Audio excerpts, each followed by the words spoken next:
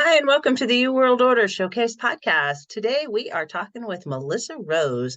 Melissa is the founder of Sagebrush Wellness, and she is an applied functional medical practitioner specializing in autoimmune and metabolic diseases. That's a mouthful. Welcome to the show, It is. Melissa. Thank you so much for having me and being brave enough to try to put that all together.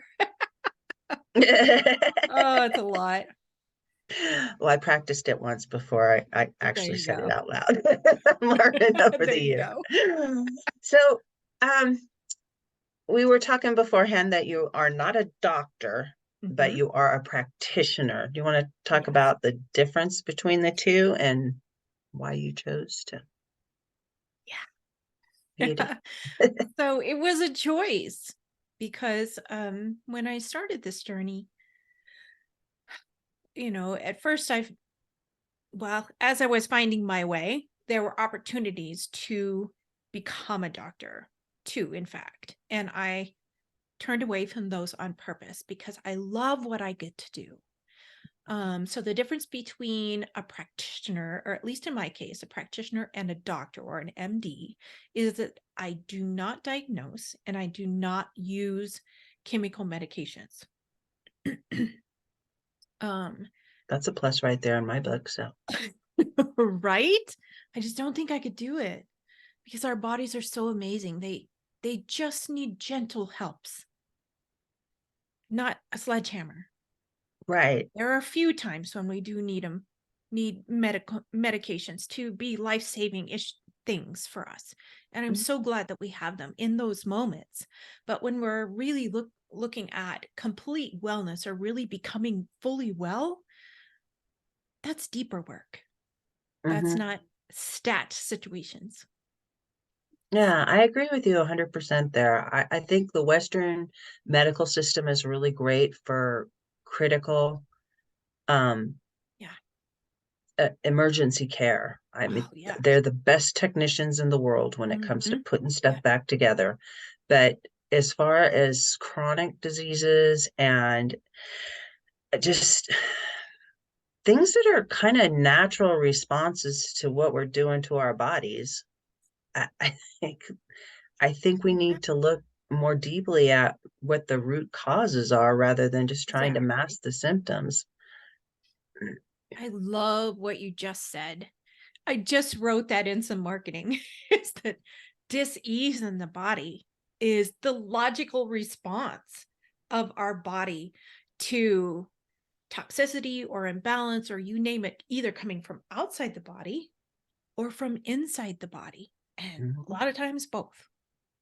It's just the logical response. Our body isn't going, I hate you or I'm broken. It's not that. It's the body going, look, I've done the best I can to this point. I need help. And like, especially when we're thinking about symptoms, a lot of times we we get really upset. Or I do. Like my first instinct is, "Ugh," I've got a migraine and I'm supposed to be doing this, that, and the other. And I need to, really take care of my body and really understand why this happened and not do this again. But in the moment, I'm going, I'm growling about it. But really, it's my body going, "Hey, you," tapping me on the shoulder. "I need you to listen to me." Uh, and now I'm like, "Okay, gotcha." I can grumble once and then that's good. But a lot of, for most of us, that is not how we were raised. That is not our choice. That is not our instinct, if you want to say it that way. No, it's not. And really, when it comes down to it, adding extra stuff to your body just makes the problem worse.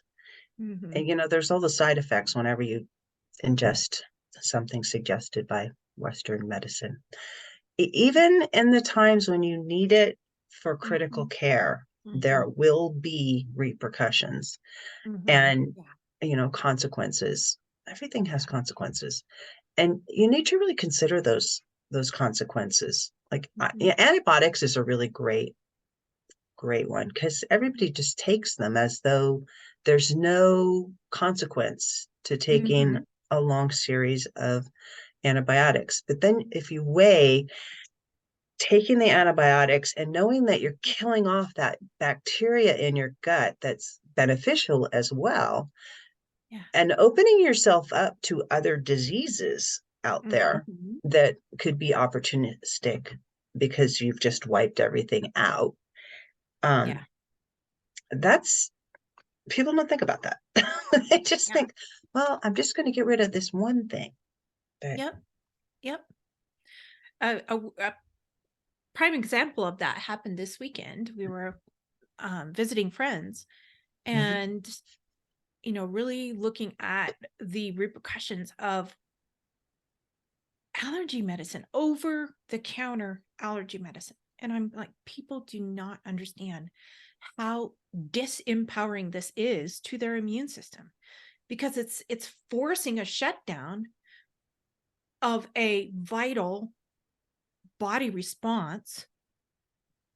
And instead of going, okay, what's causing this and how do we really hear the body and understand what's going on, just shut it down so I can go, play in ragweed and I'm okay, you know, and that the long-term effects of that. We need those in if somebody's having a reaction and they can't breathe, oh, they're so lovely at that moment, but there's still the repercussions. But we can always fill in the blanks after. It's not like you've done irreparable damage, but it's just, how do we really understand fully what our body is experiencing from some of these things? Yeah. And being aware before we make the decision to actually Yes. just reach for something. Yeah. NSAIDs are another great example. That's People a great just one. take Motrin like it's candy, but Motrin Yeah. will kill you. We don't Yeah. know how it actually works on the body. We just know Mhm. that it blocks pain signals and relaxes your muscles. You really shouldn't drive on it. And people No. don't know that either because it's Yeah. like Or drink. having a beer. Yeah, or drink with it. Compounds it a lot. Yeah. Another one that I don't think people fully understand is like immune regulators, or anything that we get for an autoimmune disease that's going to repress the immune system. Just having this conversation again this weekend about, how literally when you are on an immunosuppressant, it suppresses the ability of the body to respond to anything and leaves you wide open. So even if you're doing blood work, you're sick, you're in the ER, they're doing blood work, it's going to look like everything is fine because your body is not being allowed to respond in a protective manner. So we can say, oh, the body is doing this. We need to look at this. We need these tests, and we get to really unravel some of that. It's the body is suppressed in such a way that we can't use the signals because the signals aren't allowed to happen. I think it also messes with the body. I'd like you to explain autoimmune diseases to me. Ooh, thank you. I love that question. So, an autoimmune, we think about autoimmune, we've been told the body all of a sudden goes off the rails and attacks its own tissue, which is 125% untrue, but that's what we've been taught as a society. So, what an autoimmune disease actually is when the immune system is carrying so many buckets or trying to keep so many balls in the air, it becomes either chronically suppressed or chronically wide open with the gas pedal down, or flip flopping between the two. So it's dysregulation of the immune system. But the part I want us to really hear in this is that the immune system doesn't go bonkers without a reason. There's always a reason. And a lot of times there's this many reasons. And to understand those, address those, and then the immune system is slowly able to recover and become what it's supposed to be, which is 95% just surveilling and looking at the world and really paying attention, checking things out, making sure whatever comes in is safe for you, and then only firing when it's supposed to be your protector. Does that make sense? Makes total sense to me. My mom and I have a son. It's it's the one that we were talking about, who struggles with psoriasis. And Ah, my mom actually died of psoriasis. She oh, died of the medical treatment she got for it because she had really good insurance. They liked to practice all their stuff on her, oh and yes. she wouldn't quit drinking alcohol Mhm. and didn't fix her diet, which Mhm. are like, Yep. to me, the first two steps in fixing your immune system. But let's hear from you. What are your thoughts on that? Yeah, I agree. But for so is it okay if I use psoriasis as kind of a to Absolutely. play with here? Hmm. So for psoriasis, we think of it as a single dis-ease process. Hmm. But the variety of what can actually cause that in a body is very wide. So, one of the most like the top layer things that I see is food sensitivities and the body not being able to clear well, like very sluggish gallbladder, very sluggish liver, bile flow is really slow, not good digestive secretions. Bile's like Dawn dish soap in the body, literally cleaning the digestive system 3 or 4 times a day. And certainly at night, you get an extra scrub, which helps keep everything running right. So, food sensitivities, toxic buildup, that's what happens when our body isn't able to clear well. Um, but the third one that most people don't even think about that is very high on the list is parasites. So understanding that. And the terrible part about that, or at least to me is a little bit terrible, is that we don't have good tests for parasites. So when I, work with somebody who has psoriasis, I am either using muscle testing or we're just going through the protocols and really working with that. But those are some of the like the top pieces. But for some people, it's completely different why they can have. It could be a yeast overgrowth. It could be, um, let me think about a psoriasis case that was so unusual. Mold toxicity. That's another top one. Um, a little gal, 5.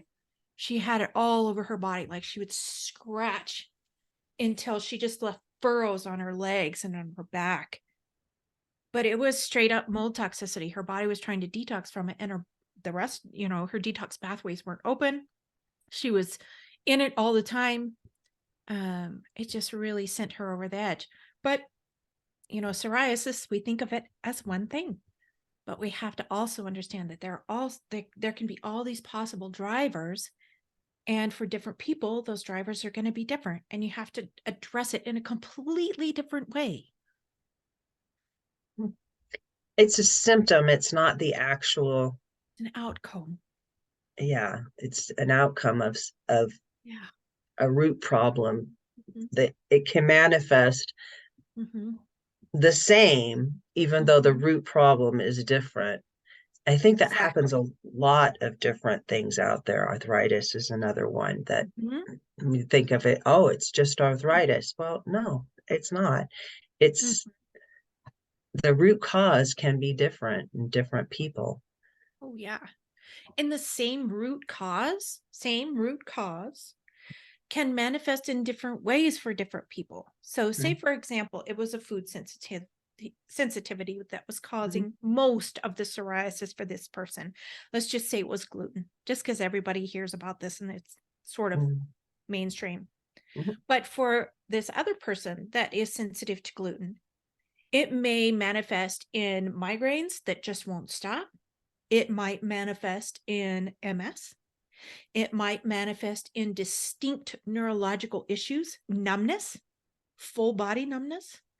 It can transfer into things like the beginning of Alzheimer's. Going back to the parasite piece, even though for this person, their psoriasis is largely being caused by parasites. For this person with parasites, it can be schizophrenia. It can be major mental health issues. It can be joint pain that just won't stop no matter what you do, even if you do all the right things, holistically, diet, all the things. And you're still like, I'm dying here. It's how our bodies express what's going on inside. And those expressions get names that become diagnoses. That's one of the reasons why I'm really tickled that I don't diagnose. I don't want to put a rock in somebody's backpack that they have to carry around all the time. I have, these Oh, 5 I call them disease labels, processes. and Yeah. labels don't really help you Oh, solve any problems, because usually it's a label over a symptom or an outcome, not the actual problem, and it doesn't really help you find the actual problem. yeah. Like when I teach practitioners, that, for a lot of people, they've been taught to, I'm going to use psoriasis again. If you have psoriasis, this is the protocol. Done. Nope. You need to understand what is driving that for this precious, unique person, and then create their protocol. And for a lot of practitioners, that just blows their mind a little, but it sure makes their clients happy. Yeah, it's so common for people to have a chronic issue Mhm, and go to the doctor, and they run all the tests, mhm. and then they run more tests, and it costs you, $10,000, Yeah, and you don't have any answers. exactly. I know my mom, she spent well over $100,000. It's probably closer to $1 million. She was ill for like 20 years. Yeah. And like I said, she had really good medical insurance. And um, yeah, they did all kinds of things, tried Hmm. all kinds of things, genetic, they did uh, RNA, Oh, yeah. before the Genetic before the testing. Yeah. yeah, it wasn't genetic testing, it was genetic manipulation. They put genes into her to Oh try my to, like, goodness. um it's just like the vaccines. Hmm. um that it was prior to that, that Hmm. they were testing this technology out. I remember her telling me about it, and I remember being horrified that you're just like, you're changing your DNA, and that can't possibly be good. I mean, we're not that Oh. good at most of the things that we think we're going to just Hmm. run out there and try. It almost Yeah. always fails because it's so different from the natural way Hmm. that we were designed to operate, Yeah. that it's just like,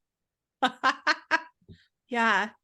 So it it's sometimes I love that you brought up the investment that your mom made over all these years. And I've had this conversation with so many people when they're coming in, they're coming out of the medical community, and that's what they've been all in, and they've got insurance, and they've been failed miserably by the medical profession. And so they're coming to me and they're like, I really want to get better. Help me get better. Help me, teach me, show me. And then when we talk about the investment, they're like, oh, because I'm a cash practice. And so to me, it's literally going, okay, how much have you spent in these years that you've only gotten worse? I want 1 year with you, and this is what it's going to be. And it's like this much of what you've spent over the years that you've been ill.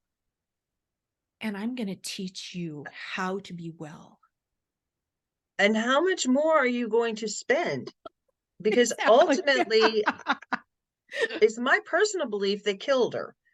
Yeah. But that's just my opinion.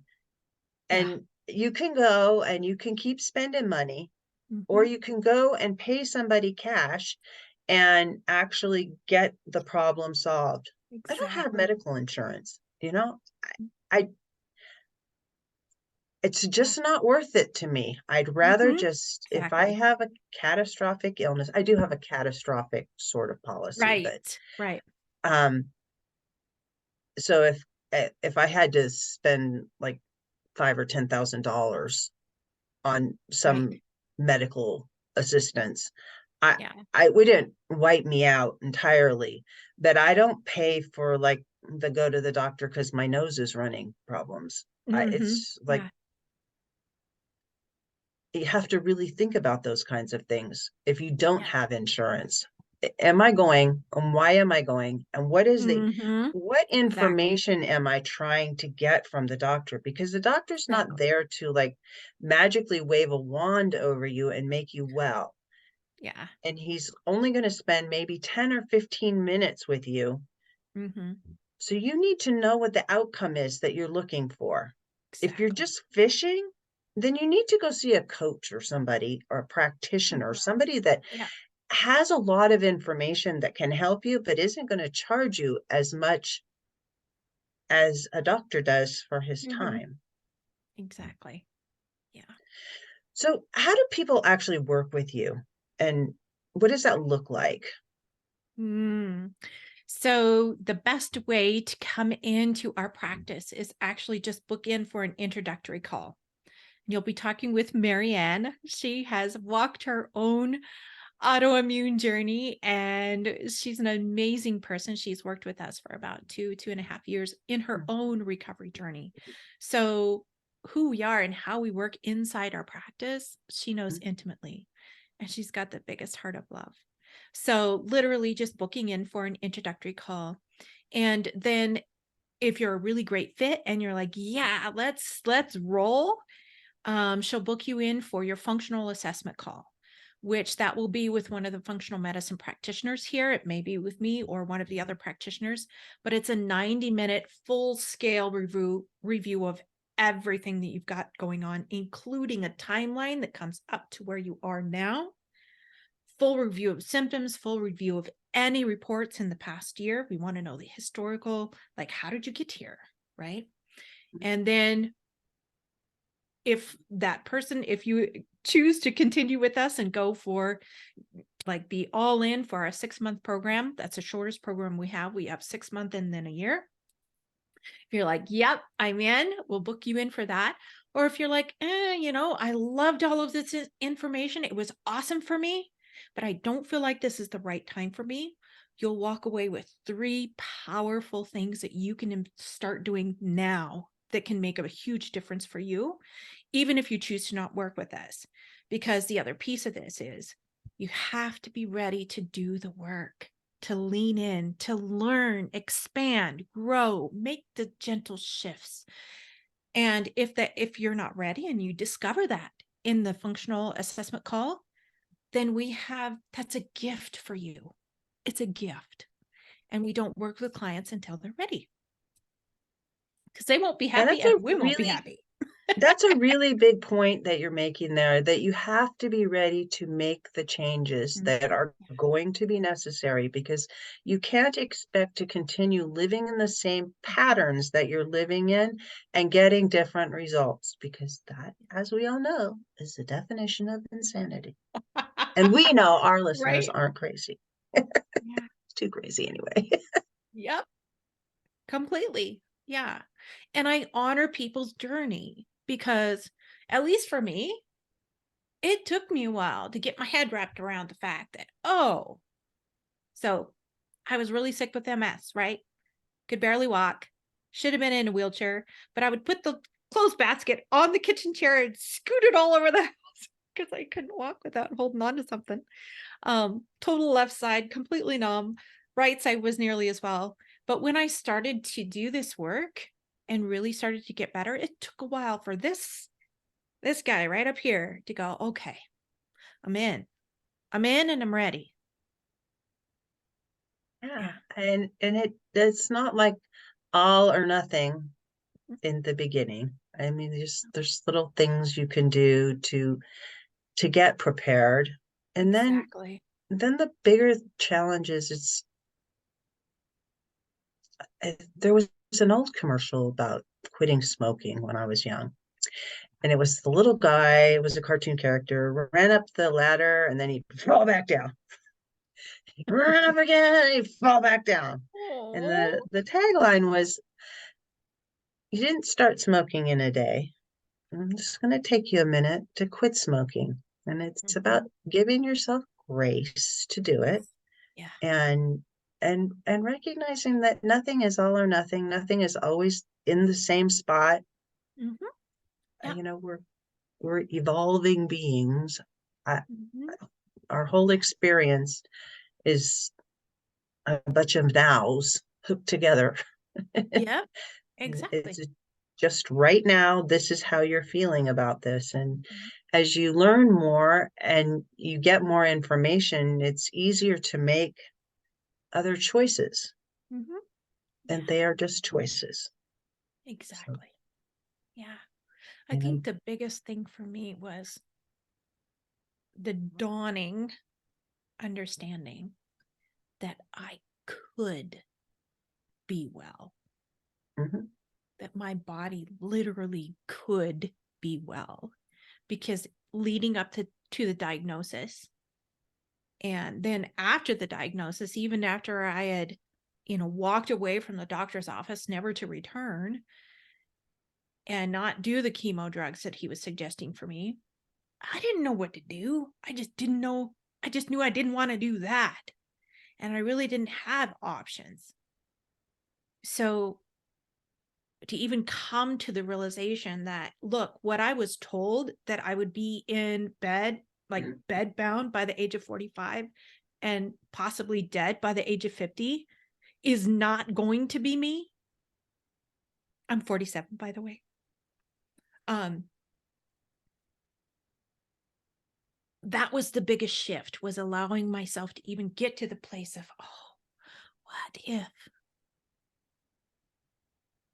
Yeah.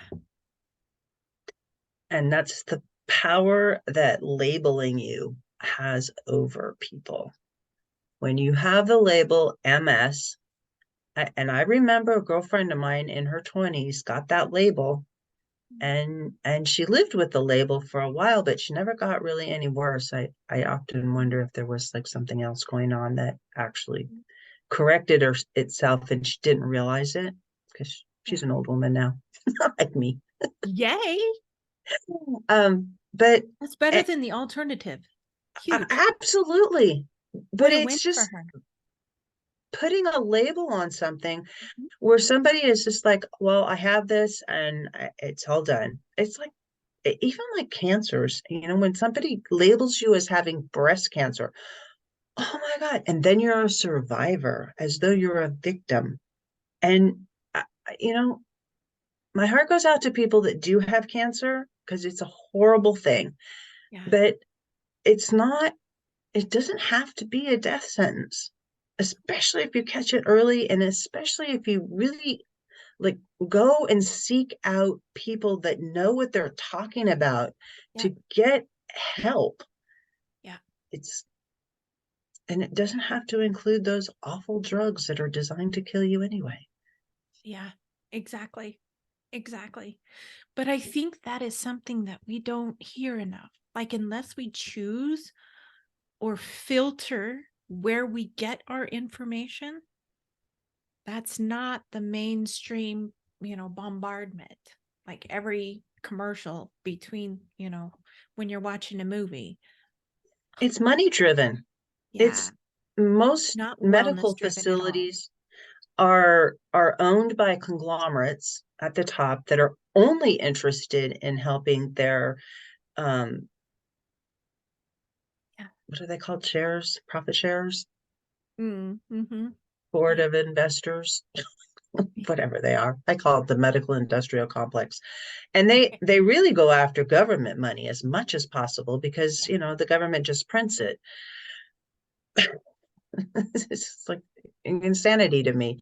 The Yeah. whole medical system in the last probably 4 or 5 years has shifted so dramatically, Mm-hmm. where you might have been able to run into doctors that actually were interested in helping you get well. Now, most medical facilities hire people to just push procedures. and tests and things that are very profitable for the organization as a whole. They're Mhm. not really inclined to help you get better. And labeling you as just like, we're just going to be in search of this label. And so Yeah. if you hang on to that label, it doesn't really benefit you. Yeah. So you have Yeah. a label. Empowerment is knowledge, getting Exactly. knowledge to be able to actually live your best life. You were sent here Mhm. for a reason. Do something with it. Yeah. Yeah. Yeah. I often say, and it was quite a while after I fully recovered from MS. It took me a long time before I could actually say this, but I feel like being that sick for that long with multiple sclerosis was one of the most gracious gifts I was given. Because now, having walked the recovery road, I know what it feels like to be really, really sick for a long time and go through all these steps and go through all the feelings and all of the grief and all the things, but then walk the road to recovery and walk the road to being continually recovered, that I can then teach and speak and work in my practice from that space. So it was a gift. Well, a lot of times we go through things and it really pushes the trajectory of our life Mm-hmm. and we were supposed to go through them, I Yeah. feel, but you don't have to be stuck in them. And No. it's Yeah. it really does break my heart when I see people stuck in chronic discomfort, Mm. disease, and how it impacts their life, the quality of their life in such a terrible way when it doesn't have to. And Mm-mm. I think that's kind of why I do these podcast episodes, is to get people to realize that you have options. Yeah. There are choices out there that you can make that can help you. Yeah. And I really And appreciate. sometimes those choices aren't as hard as we think they would be. Yeah, yeah. It can be so simple as And don't, today I'm doing this. yeah.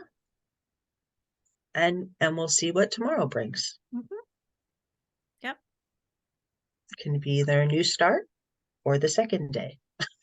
Yes, exactly. Yep. So there's so much potential. So you offer people a free consultation that's normally like close to $80, I think you were saying. Right now, we have a free consultation through the end of this month. So when this conversation goes live, it will be probably back up to the normal pricing. Okay. Um, so one of the reasons we charge for that is to really kind of gauge your how do I say, intention. Commitment. Because if you're really all in and you're ready to start making changes, $47 is not going to be a big deal. You're like, okay, that's, you know, investment number one, to really understand more fully what this journey with us would be, or with our practitioners and inside of our practice. So, yeah. Excellent. Excellent. So is there one thing you'd like to leave the audience with today? Yes. So, especially if you are experiencing an autoimmune or a chronic illness right now, and you've got all the labels, and you've been hearing our chat today, and your brain's doing this, Going in circles. I would love for you to just take 3 deep breaths and let yourself kind of settle down and just get quiet in your mind. And probably one of the questions that you have kind of spinning around in your mind is, could I really get better? And when you settle and you get quiet, so you can hear the inner voice or your inner wisdom or intuition or whatever you want to call it, feeling inside. And you can ask that question. What if I could be well? And start daydreaming a little bit about what that's going to look like or could look like. And lean into, do I think I could actually do that? And you might even have a physical response. Like you may feel that, like, oh, I could. You might feel it in your head. You might feel it in your heart. You might feel it in your belly. But really going, okay. Because if your body's like, oh, hear me, we can be better. That's listening, going, okay, I do hear you. And that can help fuel your next steps. Okay, I can be well. What is my next step? What do I want to lean into for me right now? That can be step number one for me being fully well. Because in here, right here, our body knows. Sometimes we forget to listen. Life is so busy, it's easy to forget. Thank you so much for joining us, Melissa. You're And so welcome. if you are coming to the conclusion that, yeah, I could get better, Mm-hmm. talk to Melissa and her associates over at Sagebrush Wellness and just have the conversation. Yep. See where it leads. Mm-hmm. Health is something it's a right. We're all born with that. It is. And sometimes we forget that and we give it away. Yep. Thanks again. Thank you for